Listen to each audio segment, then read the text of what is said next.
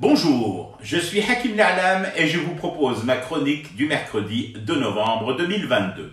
Elle s'intitule « La gauche caviar et sa mémoire caviardée ». C'est osé. Wallah que c'est culotté jusqu'au fond, jusqu'à la bouche, voire plus haut. L'Occident bien pensant découvre aujourd'hui, en 2022, que le Qatar ne devrait pas accueillir la Coupe du Monde de football.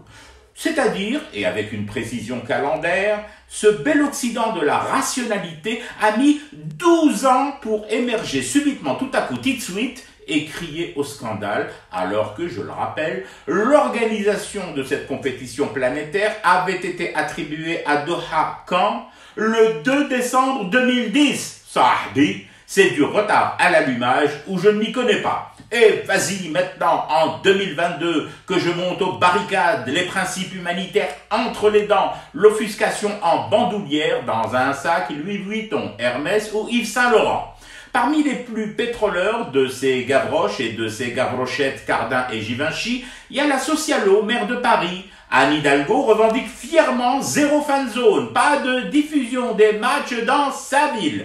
Et condamnation au parleur de cette monarchie esclavagiste de main-d'œuvre étrangère. Rien que ça. 12 ans de sommeil et au réveil des belles au bois de Vincennes dormant, soudainement, comme par magie noire, le pays qui a acheté tout Paris avec la complicité de la gauche caviar et caviardée du ciboulot et de la droite camembert jambon devient pestiféré. Anne, sœur Anne, n'as-tu rien vu venir durant 12 longues années? Elle a le sommeil lourd, madame la maire de Paname. Et l'ancien bling-bling président de Fafa, fier de s'asseoir en tribune VIP du Parc des Princes pour les matchs du PSG, son siège collé à celui de Nasser Al-Khelaifi. Alors, mon petit Nicolas, la racaille basanée redevient fréquentable lorsque teintent les piécettes? Tous ces hôtels particuliers quasiment laissés à l'abandon par une noblesse en faillite, ces entreprises en banqueroute que le Qatar a rachetées et remis en ordre de marche. Pourquoi t'as pas gueulé tes tripes au moment T comme transaction, celui de la vente, préférant poser devant les paparazzis comme un fier ch'ti de paon aux côtés des racheteurs en abaya? Ah, l'amnésie du tiroir-caisse, un syndrome terrible.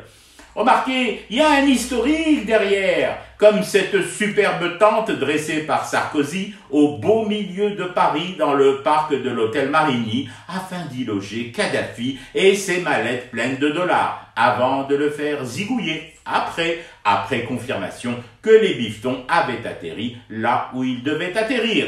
Wallah qu'il devrait exister une bourse de l'humanisme, un CAC 40 des droits de l'homme. Sa courbe et ses cotations auraient de quoi donner le tournis aux meilleurs des traders. Je fume du thé et je reste éveillé, le cauchemar continue. C'était Hakim Na'lam, je vous retrouve demain pour une autre chronique et une autre façon de dire son amour à l'Algérie.